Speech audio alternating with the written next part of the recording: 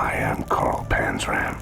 In my lifetime, I have murdered 21 human beings. I've committed thousands of burglaries, robberies, larcenies, arsons, and last but not least, I've committed sodomy on more than 1,000 male human beings. For all of these things, I am not the least bit sorry. I have no conscience, so that does not worry me. I don't believe in man, God, nor devil. I hate the whole damn human race, including myself. If you're going to tell the story of America's most terrifying killer, you start with a man who didn't want redemption, only revenge. This is the story of Carl Panzram, a man who called himself the spirit of meanness incarnate. Carl Panzram was born on June 28, 1891 in East Grand Forks, Minnesota. One of 8 children, abandoned by his father and raised in crushing poverty, Carl grew up in a home marked by hardship and strict discipline. At the age of 11, he was arrested for drunk and disorderly conduct. Instead of a second chance, he was sentenced to the Minnesota State Training School, a facility infamous for its brutal punishments. There, Carl was beaten, raped, and emotionally broken. The experience didn't rehabilitate him, it radicalized him. He later wrote that this was the moment he began to hate humanity. He made a vow to hurt the world as much as it had hurt him. By his teenage years, Carl had become a full-fledged drifter, hopping trains and committing burglaries. He stole guns, bikes, food, anything that wasn't nailed down.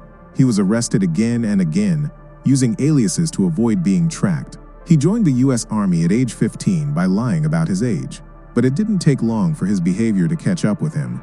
After assaulting a superior officer, he was sentenced to 3 years at Fort Leavenworth Military Prison, where he was forced into hard labor.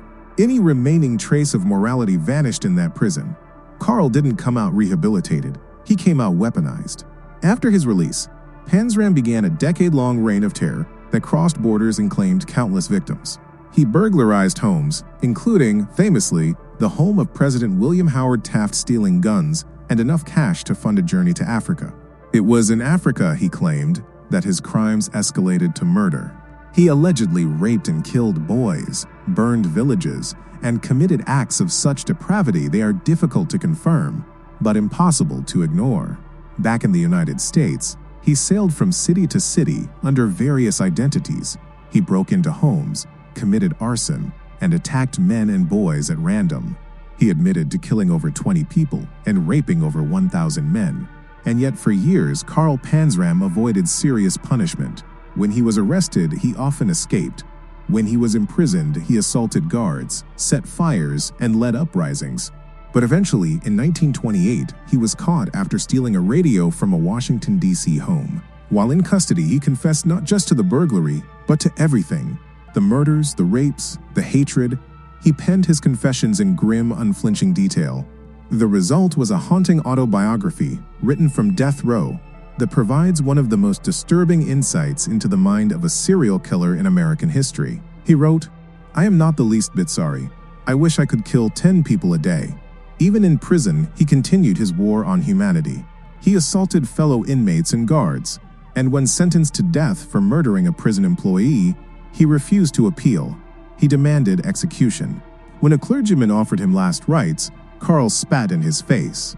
At his hanging on September 5, 1930, when asked if he had any last words, he growled, "Yes, hurry it up, you Hoosier bastard. I could kill 10 men while you're fooling around." Carl Panzram left no apologies, no remorse, and no hope.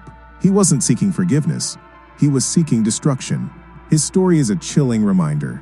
Sometimes, monsters aren't born. They're made through cruelty, abuse, and neglect.